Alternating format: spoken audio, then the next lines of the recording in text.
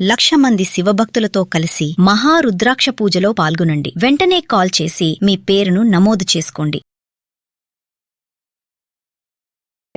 రమగారు, మనము తెలివిగా ఉండాలని కోరుకుంటాం, మనం కానీ మన పిల్లలు కానీ మనతో ఉన్న వాళ్ళు కానీ. దీనికి సంబంధించి ఎప్పుడు మీరు చెప్తూ ఉంటారు, చెప్తూ ఉండాలి, ప్రతిరోజు చెప్తూ ఉండాలని. సో అందులో భాగంగా ఈరోజు కూడా చెప్పేసేయండి మాకు. తెలివిగల కథలంటే, ఒక ఊళ్ళో కిష్టప్ప అని ఒకడు ఉండేవాడట. వీడు తెలివిగా తిమ్మిని బమ్మిని చేసి ఎదుటి వాళ్ళని బురుడి కొట్టించి ఎలాగోలాగా మరి పెద్ద మోసాలు చేయకుండా ఒక మాదిరి మోసం చేస్తూ ఎట్లాగొట్లా సంపాదించేవాడు. కొంత డబ్బు వెనకేసుకున్నాక ఏమనిపించింది, ఇలా ఎన్నాళ్ళు ఈ చిన్న చిన్నవి డబ్బులు 10, 20, 50, 100 కోట్లకు పడగెత్తాలి, దానికి ఏం చేయాలి అని ఆలోచించాడు. సరే ఆలోచించి ఇప్పటిదాకా సంపాదించినంత 2 మూటలుగా కట్టుకుని సమీపంలో ఉన్న నగరానికి వెళ్ళాడు. ఆ నగరంలో ఓ రాజుగారు ఉన్నారు. ఆయన కొంచెం మృదు భాషి, చక్కగా మాట్లాడతాడు. రాజుని కలుసుకోవడం సులువు. కొంతమంది హార్ష్గా ఉంటారు, రాజులు అందరినీ దగ్గరికి రానియరు. ఈయన అలాంటి వాడు కాదనమాట, అందరితో చక్కగా మాట్లాడతాడు సానుకూలంగా. అయితే ఏమైంది, చక్కగా మంచి రత్నాల వ్యాపారస్తుడి వేషంలో, వేషం వేసుకోవడానికి ఏముంది, మంచిగా ఆభరణాలు దగదగలాడేవి, చక్కగా తలపాగాలు, బట్టలతోటే కదా ఉన్నదంతా. చక్కగా బట్టలు వేసుకున్నాడు, రత్నాల వ్యాపారస్తుని అని చెప్పి రాజస్థానంలో ప్రవేశం తీసుకున్నాడు. అక్కడికి వెళ్ళాడు. వెళ్ళేసరికల్లా ఈ అంతఃపురంలో రాజుగారు యువతలు లేరు, అంతఃపురంలో ఉన్నారు, ఆ స్థానంలో లేరంటే అక్కడికి వెళ్దాం అనుకున్నాడు. అక్కడికి వెళ్ళాడు. వెళ్ళి అక్కడ ఉన్న సైనికుడికి ఏం చెప్పాడంటే, నా దగ్గర రత్నాల ఆభరణాలు ఉన్నాయి, రాజుగారికి చూపించడానికి వచ్చాను, ఆ స్థానంలో కంటే అంతఃపురంలో చూపిస్తే బాగా వీలుగా ఉంటుంది, అందుకని వచ్చాను అన్నాడు. అనేసరికల్లా సరే ఆభరణాలు ఏంటి, ఖాళీగా ఉన్నప్పుడు ప్రవేశపెడతారు కదా, ఈయన దగ్గర చూసారు కత్తులు కటార్లు ఏం లేవు, టెస్ట్ చేస్తారు కదా ముందు. సరే ఇవన్నీ రాజుగారి దగ్గర ప్రవేశపెట్టారు. సరే రాజుగారు అన్నాడు, ఏమిటో ఆభరణాలు అయితే, ఆభరణాలు కాదు ప్రభు, నేను ఆ వ్యాజంతో వచ్చాను, నన్ను మీ స్నేహితుడిగా భావించండి, మీరు నాకు ఒక సహాయం చేయాలి, స్నేహితుడిగా భావించి రోజు నేను మీ ఆస్థానానికి వస్తా, నాతో చెవిలో గుసగుసగా ఒక నిమిషం మాట్లాడాలి రోజు మీరు అంటే. రాజుకు నవ్వొచ్చింది. అదేమిటి గుసగుసగా ఏం మాట్లాడుతుంటే, ఏమి లేదండి, 1, 2, 3, 4, 5, 6, 7, 8, 9, 10 దాకా చెప్పండి చాలు, నిదానంగా 1, 2, 3, 4 అలా చెప్పండి. ఇప్పుడు మన ఇద్దరం పక్కపక్కన కూర్చున్నాం, నేను నీ పక్క తిరిగి 1, 2, 3 అని చెప్పాను, దూరం నుంచి చూసే వాళ్ళకి నేను నీకేదో రహస్యమయమైన విషయం చెప్తున్నట్టుగా కనపడుతుంది, అలా కనిపిస్తే చాలు ఇతని ఉద్దేశం. 10 వరకు అంకెలు చెప్పండి, మీరు ఊరికే చెప్పొద్దు మహాశయ, రోజుకి 500 వరహాల చొప్పున ఇస్తాను నేను మీకు, మీరు నాతో నా చెవిలో 1 నుంచి 10 దాకా అంకెలు చెప్తే చాలు. రాజుకు నవ్వొచ్చింది, ఇదేదో సరదా ఆటలాగా అనిపించింది. పైగా 10 అంకెలు చెప్తే 500 ఇస్తానంటున్నాడు. దీంతో పాటు ఏం చేయాలి, నేను మాట్లాడమని సైగ చేసినప్పుడు, నేను తలూపినప్పుడు నన్ను దగ్గరికి పిలిచి నాతో ఈ అంకెలు చెప్పండి, రోజుకు 500 ఇస్తా, నేను 2-3 సార్లు అడిగితే 2-3 సార్లు అయినా మీరు నాతో మాట్లాడాలి అన్నాడు. రాజు ఏమనుకున్నాడు, ఇందులో ఏదేదో ఆటలే ఉంది కదా, ఊరికి నువ్వు వట్టి 10 అంకెలకే 500 ఇస్తానంటే 10 దాకా చెప్తా కావాలంటే, సరదాగా ఉంది. సరేనని ఒప్పుకున్నాడు.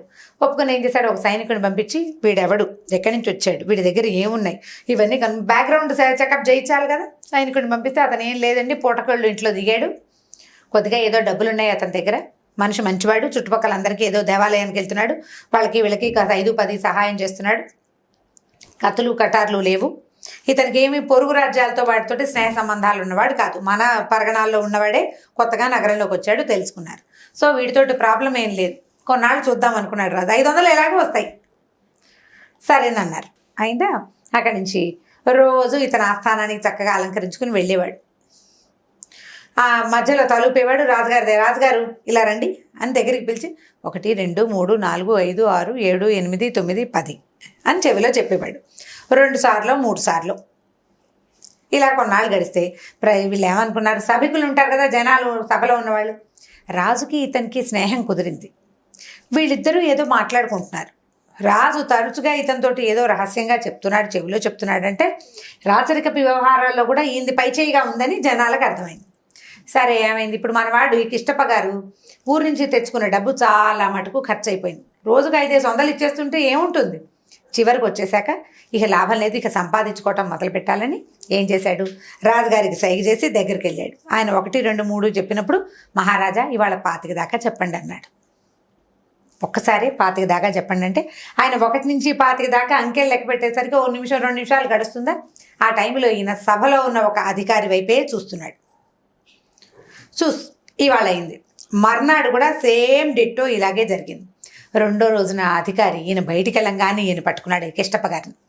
బాబు ఏమిటండి మీరు రాజుగారు నన్ను చూస్తూ ఏదో మాట్లాడుకుంటున్నారు అని అడిగాడు. నా గురించే మాట్లాడుతున్నట్టున్నారు, ఏమిటో చెప్పండి ఆయన బాబాబు మీకు పుణ్యం ఉంటుందని అడిగాడు.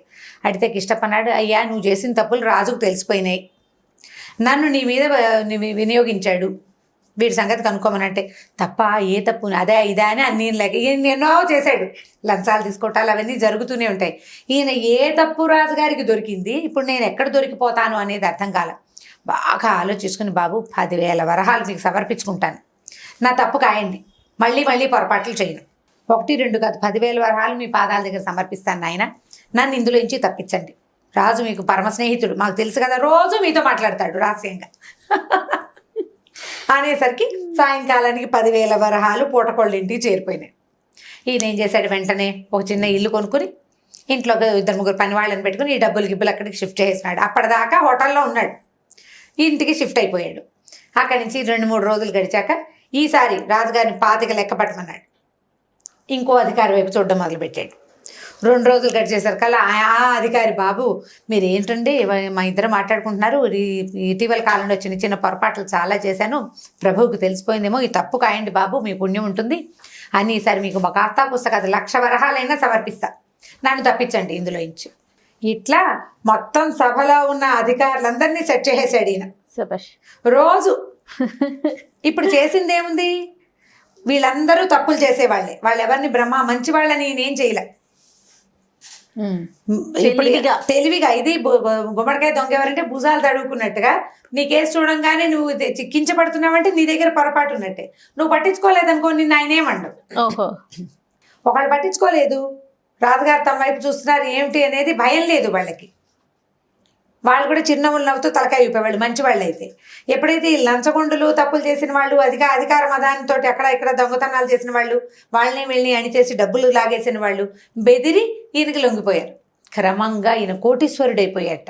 ఇంతకీ ఏమిటి మాట్లాడినప్పుడల్లా రాజుగారికి 500 ఇస్తున్నప్పటికీ ప్రతిరోజు రాజుకి 500 ఇచ్చినా కూడా అతను 5-6 నెలలు తిరిగేసరికల్లా కోట్లకు పడగెత్తేశాడు.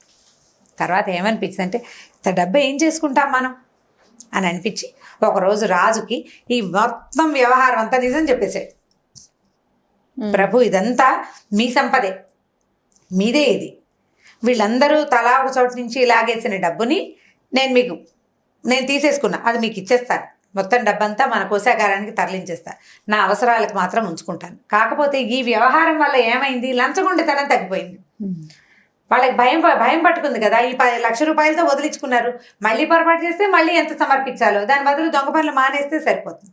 రాజ్యంలో లంచగొండులందరూని లైన్లో పెట్టేశానంటే ఏమీ భయం లేదు ఇంకా రాజ్యానికి, ఈ డబ్బంతా మీరు తీసుకోండి అని మొత్తం సంపద అంతా రాజుకి ఇచ్చేసాడు. ఓకే, ఇది అన్యాయార్జితమే, కాకపోతే వాళ్ళు కూడా తప్పులు చేసిందే, వాళ్ళదేమీ ధర్మ సంపాదన కాదు అది. మీ డబ్బునే ఈ రకంగా చేశానని చెప్పి డబ్బు ఇచ్చేస్తే రాజుగారికి చాలా నచ్చింది ఈ మాట.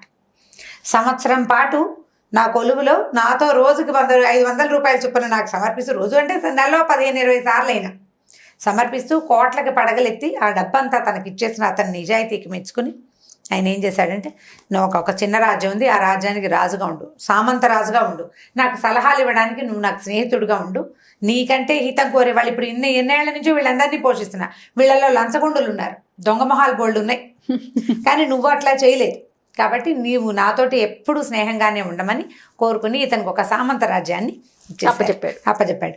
ఇప్పుడు తెలివిగా ఎంత సింపుల్, అవతల వాళ్ళని పడగొట్టడం చాలా బాగుందండి. అది ఇప్పుడు మనం ఎవరినైనా మన వైపు తిప్పుకోవాలి అంటే ఏంటంటే వాళ్ళని చూస్తూ మన ఇద్దరు మాట్లాడుకుంటే వాళ్ళకి ఇంచగా ఉంటుంది లోపల సైకాలజీ. అవునండి, అంతకంటే ఏం లేదు. ఈ సైకలాజికల్ థింగ్ తోటి ఆయన మొత్తం సంపాదించుకున్నాడు. చివరికి ఆయన సైకాలజీ సెట్ అయింది, మంచివాడు అయ్యాడు అతను కూడా. సమాజానికి మంచి చేశాడు, రాజ్యానికి మంచి సిస్టమ్ మనకు కూడా వస్తే ఎంత బాగుండు రమ్మగారు.